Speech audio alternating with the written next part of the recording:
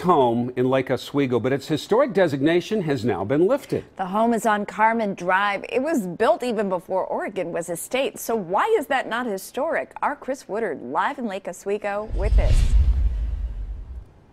Yeah, and on the surface, it may be kind of hard to tell the significance of this home. If you take a look, you can see it's been through a lot of changes over the years. But now it may be coming down because the battle between the family and the preservationists looks like it could be over.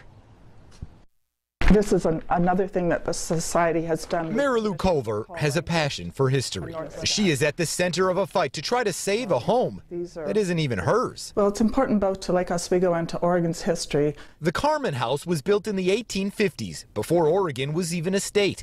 But I found out this week the owners, descendants of the man who built it all those years ago, won a Court of Appeals ruling stripping the historic designation and opening the door for them to sell the property and have someone tear the home down. It's devastating, and for the future of Lake Oswego residents who will never get to, see this house. I wanted to know how this was possible.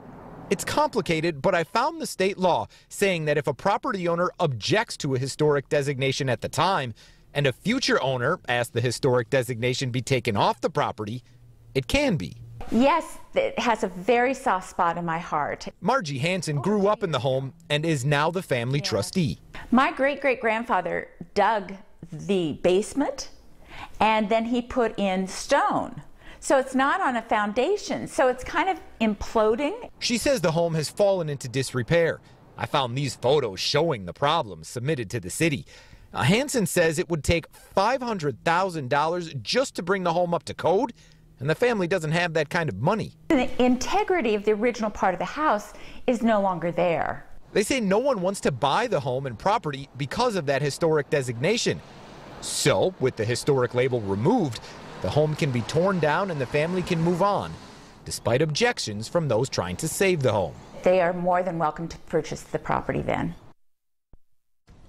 And I asked the preservation group exactly that today. Why not just purchase the property and try and restore it so it doesn't get torn down? They say they're a small nonprofit.